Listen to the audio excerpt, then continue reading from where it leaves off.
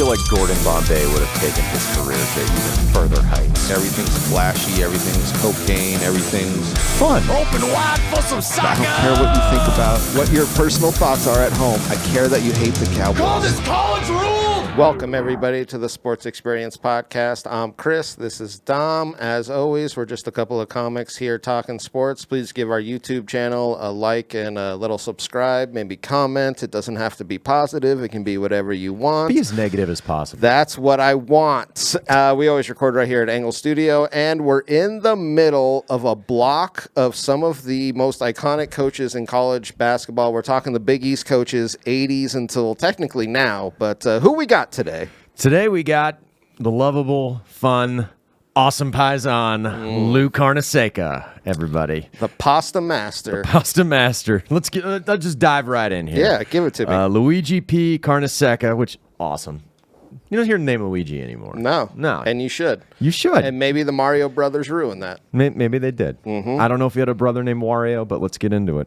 So, born January 5th, 1925 in New York City, New York, and this man is all about New York. He is a very New York man, which you almost don't see guys staying in this profession in one state. And he really is. One section. One section. City in one state. Yeah.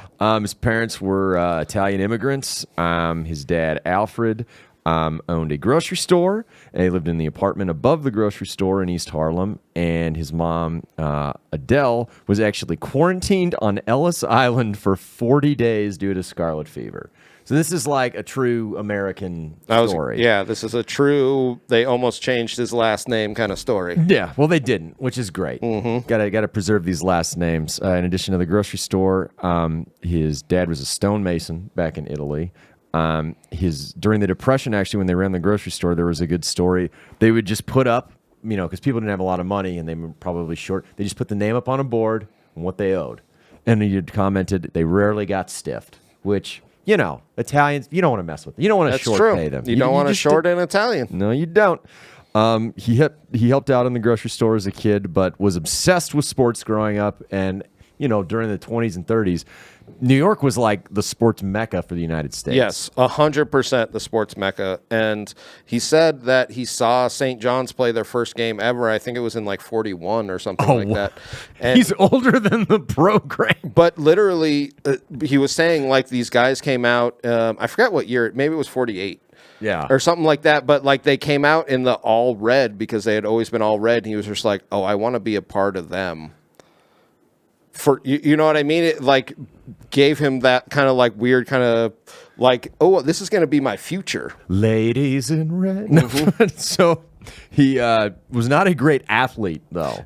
That was the other thing, because normally you see these guys, they're like, oh, they were pretty good college basketball players. Not professional, but like John Thompson played for the Celtics. Yes, he was not. No. I'll tell you what, he looks the way he plays. He looks like an Italian leprechaun. I mean, literally, you were going to steal his Lucky Charms. He's 5'6", but he had so much passion that the coaches were just like, yeah, we'll put you on the team. Well, also, I feel like 5'6" wasn't a crazy guard height for that era. Maybe for that era, but as he gets older, probably not wanted as far as no. Like, you're going to get minutes at 5'6". Are you though? Are you? So he they was described as being better with the bat than the glove in baseball for St. Anne's High School. And he, in his basketball exploits, he shot the last shot in a last-second blowout against St. Simonson at the Madison Square Garden that cleared the backboard and then went right back to the bench. Oh, that's perfect. He had talked about his time, though, playing for the Catholic school there in New York and how St. Anne's, yeah, and how like he just through it, he met so many people who became involved with basketball and coaching later on. Well, yeah, that's it. Like you were saying, New York was like this hub. So I imagine a bunch of these guys that went to school together were like, oh, we're going to be the foundation of this next New York sports thing. Yeah. So his life takes a little bit of a turn, though. World War II? High school. He was listening to a New York Giants, Brooklyn Dodgers football game on December 7th, 1941, when Cuba Gooding Jr. had to play the hero at Pearl Harbor, and Michael Bay continues to make movies. Served in the Coast Guard for 3 years during World War II as a troop transport ship. The USS General H.B. Freeman, taking troops around the Indian and Pacific Oceans. He commented that he had a rosary that he, to this day, still has. It got him through the entire war. So, came back and, GI Bill goes to college. I was going to say, went to St. John's. Well, he doesn't go to St. John's first. Oh, he doesn't. He doesn't. So his dad wanted him to go to Fordham to be a doctor. Okay, because, yeah. Almost like the DiMaggio episode. Yep. Like you're gonna be a fisherman. But he said he ran out after 2 weeks, and he said all my friends went to St. John's. Yeah. So he moves from the Bronx to Queens. Talked about the bond in the parochial system, as far as his friends all going to St. John's, and ends up graduating in 1950 after playing only in one game as a reserve on the basketball squad. Well, that's like one of these guys that you're like, man, is he our greatest 13th guy? Yeah. Where you're just like, no, he's never going to touch the ball in a real game. I'm pretty sure the statistician has more athletic ability. Yep. But so he graduates in 1950. Knew he wanted to be a sports coach. Knew he wanted to be involved with sports. He told his dad his plans, and he looked at his wife and said, "Look what you raised. He's going to disgrace this family." But you know what? That's why moms are the best. She believed in him. Yeah. She believed in him, and jumps right out of St. John's and goes to coach St. alma Anne's. mater. Yeah. Mm-hmm. Won the city title in his second year there. 7 years there, and goes to Archbishop Malloy, where they go 32-0. So he's become almost like Massimino, just moving up the ranks little by little, and becoming successful. Then later became an assistant at St. John's. Yeah, and like 65, he takes over as assistant, and you can kind of see where. Like it's weird to like look back on it where you're like, oh, they were definitely almost like prepping him to be like this head coach, and it kind of takes a little different spell because we got the ABA coming in. Yeah. So he coaches. So they had one interesting thing I found. Joe Lapchick was the head coach when they brought Looie in, and university policy at St. John's was like unofficially you retire at 65. Oh, yeah. You retire at 65. Oh, that sweet 1950s economy and hope. Yep. Just hope. 65, 66, though, like you said, he's in his first season. Coaches for 5 years there at St. John's in this run. They go 104-35. I was going to say, they had like, and you see why he gets picked up as a professional basketball coach, because like he was a great coach right off the bat with St. John's. Connected with his players, and he even talked about, and much to his detriment, we'll discuss certain other things from his career, didn't have to recruit outside the 5 boroughs. I know. Like there's no need to. Yeah, there's no need to at this point. They made the postseason every year, but the ABA comes calling with the New York Nets. Yep. Well, they're kind of the New York Nets now, the Brooklyn Nets. But Nets. It's the New York Nets. It's the New York, ABA. yeah. He's, what he reminds me of? Just like by staying in New York, he's like that Tom Green character in Road Trip. You never really left this town, have you, Barry? Not really. Yes. Austin, Massachusetts. Austin? You mean Boston? That's great. Anyway, 3 seasons with the Nets, and a recurring theme with Lou Carnesecca makes the postseason every single year. Yep. And in his second season, he's got Rick Barry, an all-star, make the ABA finals in 71-72, and they lost in the 7th game off an errant inbound pass to Barry, and the following year, Barry had to go back to the NBA. Yeah, that was when we start to see guys making that switch over. Well, they're like, oh, man, we have to start paying these guys now. Yeah. Paying them? Why would you do that? But so he even had a quote related to it where he said, coaches are 15% of the team, sometimes 5. Yeah. Like he keenly understood how important having good players was. What his role is as a coach, especially in professional as opposed to college. Oh, for sure. And college is kind of where he was meant to be. Yes. If you think about it. So March 27th, 1973, he goes to St. John's and takes a massive pay cut. That was something that I thought was interesting. It was a huge pay cut from what he took, and he even came out and said it. He was just like, no, this is where I'm supposed to be. Yeah, no, he's never really left this town, has he, Chris? No. Except for WW2. That's true. He's never really left this town. Then again, if there's a town you can probably not have to leave, Is New York. New York, or Yeah. large cities such as that, Or Austin, Massachusetts. Oh, that's great. Oh my God. Oh, God bless. So Hungary. he gets back into St. John's 73, 74 in that era and makes them what people consider a powerhouse. And this is almost like their golden era where you see him come back to when he retires. Yeah, one big thing at the beginning of this second stint, though, is he misses out on a generational talent. I don't know if you read anything about this. No, who did he miss out on? Dr. Julius Erving. Oh, jeez. Getting his medical degree in basketballology. That's true. So he was only recruited by Harvard or Hofstra, UMass, and St. John's. And St. John's was like, well, you're not from New York. Oh. Why are we going to go and look at you? Long Island? I mean, that's far away. That's not New York to Oh, us. my God, that's like Siberia. Yep. Who wants to make a trip across that bridge? So anyway, he missed out on him because he didn't invite him for a recruiting visit. UMass did. So he ended up Interesting. going to UMass. Yeah. And then, because the ABA was allowing underclassmen to go in, he could have had him on the damn nets. Oh, yeah. Like, remember from our ABA episode, Yep. but he said, no, you should finish your degree at UMass. It's like, no, Lou, it's Dr. J. He hates doctors. He must hate. You know what? He didn't want to be a doctor. It's true. He was like, Dad, I don't want to be a doctor. I don't want to like anyone associated. And I'll never Doctors. coach one. I will never coach a doctor. So he said, he even referred to it. He's like, not one of my most brilliant moments, which is quite the understatement. Well, you see that sometimes where guys coming out of high school, you're like, yeah, I mean, he could be good. I just don't know if he's going to be good. And then you're like, oh, he was a generational player. Yeah. He even said, could you imagine Rick Barry and him in the Oh, front? man. It's like, well, you're beating the fucking Pacers. I mean, God. So 73 to 76, though, they go 64-23. They made the NIT semifinal at the Garden, Yep. which is, St. John's is using that as also a home stadium as Yes. well.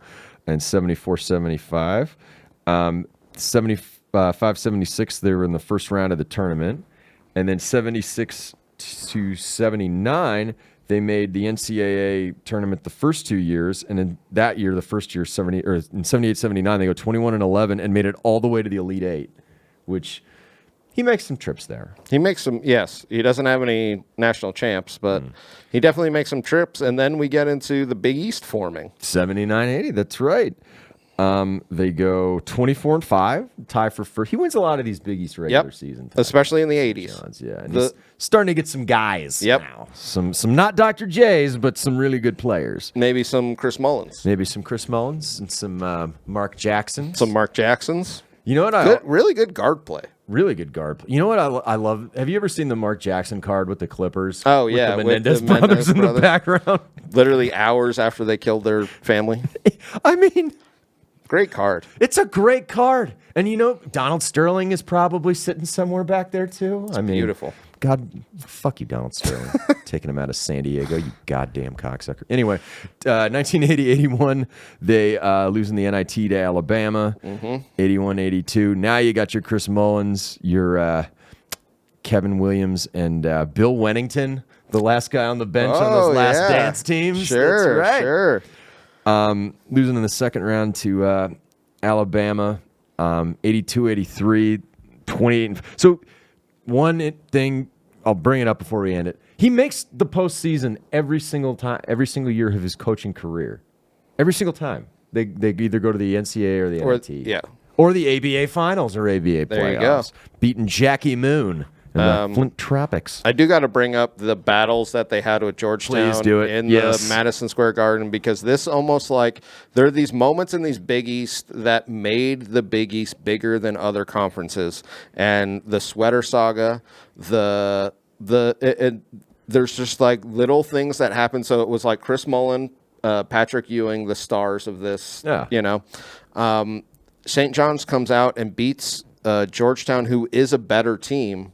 Collectively, yeah. And he's wearing this sweater. So he literally decides to wear the sweater for the rest. You know what I mean? Like, it's sports shit where you're just like, dude, I'm going to wear this until we lose. It's that uber OCD, like, I'm changing nothing. Yes, exactly. Do you know the North Stars wore the same underwear throughout the entire playoffs? Maybe I should have cooked.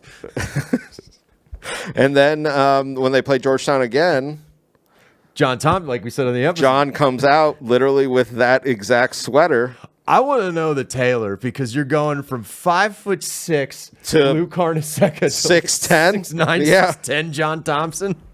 They should have put them side by side. That's why it was so good, you know? Been like fucking Billy Crystal and My Giant with And George Mirasat. He literally even said, he was just like, it wasn't a special sweater. I went to the store and saw it and bought it. And you're just like, oh, yeah, that's just great. What, do you think the people would make multiple sizes of some sweater, in an Yep. effort to sell more sweaters? It's crazy. Crazy. Supply and demand? No. But 85 was probably their best team. yeah, 85 was their best team. Big East, and then they went to the Final Four.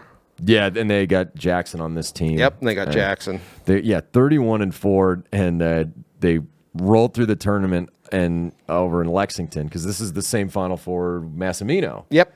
So 3 Big East teams made it. It was Georgetown, Villanova, St. John's, and Chris Mullen had always joked. He's like, I always thought about reseeding. Like, why do we have to play Georgetown? Why can't we play Memphis State? Because you know exactly what's going to happen. Yeah, it's not wrong. He's not wrong, Walter. He's just an asshole. So they ended up losing in the national semifinal that year. 85-86, they went 31-5. And won the Big East and the Big East tourney. Yeah. So, like, they have these runs through the 80s where they were almost the dominant team in this dominant conference. They just couldn't derp their way to one. Yes. Villanova, just everything going right. That's what people say is you can be the best team, but you have to have that luck on your side, and it's so true. But then you have to. But I always equate it to you had to play in the tournament against all these other really Leviathans. Yeah.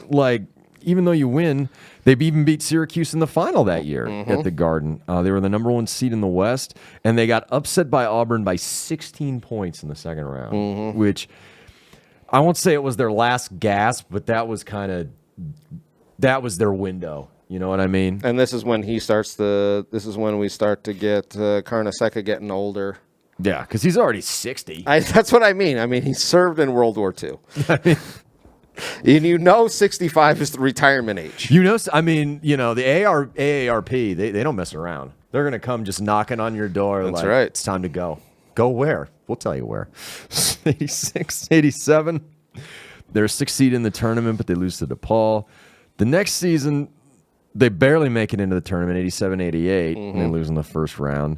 88, 89, they kind of have, reloaded their roster. Robert Workman, Malik Sealy, who played in the league for a long time, and convicted murderer Jason Williams. Nice. Not white chocolate, the murderer. I was going to say one. the other one. The other one. The shotgun-wielding power forward. Shotgun power forward with, I think he played for the Net. Yeah, he did play for the Nets. Nice Louis spider web. coached him. I like that. Nice spider web. They go 20-13, go to the NIT in that year. They beat Ole Miss, Oklahoma State. They survive Ohio State 83-80 at the Garden, and then in the Final Four they beat UAB. And then in the NIT final against St. Louis, they win 73-65. Which is almost appropriate that he gets it's almost like a New York championship because the NITs was at the Garden back then. Yeah. And you're like, oh, this almost makes sense. It makes sense. It's nice for him to win there, March 29th, 1989. Yep. Just wish he'd won the regular tournament. Yeah, I mean, he didn't win the March Madness, not the March Sadness.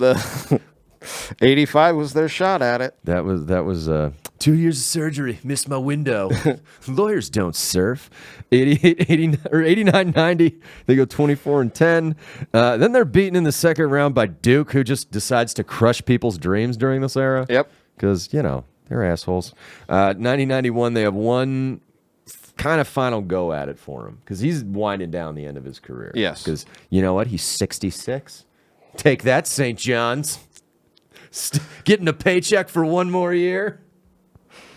23-9 that year. They beat Northern Illinois, Texas, upset Ohio State, who was the number 1 seed that year, and end up losing to Duke again in the Elite Eight.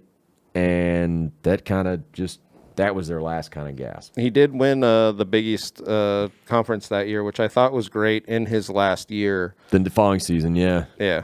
Mm-hmm. It's, they ended up... In 92, yeah. Yeah, 91-92. Big East regular season championship. Then they lose to Tulane. Yeah. And then it's over. It's just a kind of a anticlimactic almost. Mm-hmm. After the year before, you would have thought, oh man, if he's, they're the Elite Eight, they go to the Final Four, they win in his last season, that would be like storybook. Yeah. But was not to be. No. So at 66, St. John's, he ends up retiring. Yep. Yeah. Basically, just one of the best coaches of this era. I saw his winning percentage at St. John's was 750%. So he won 3 out of 4 games.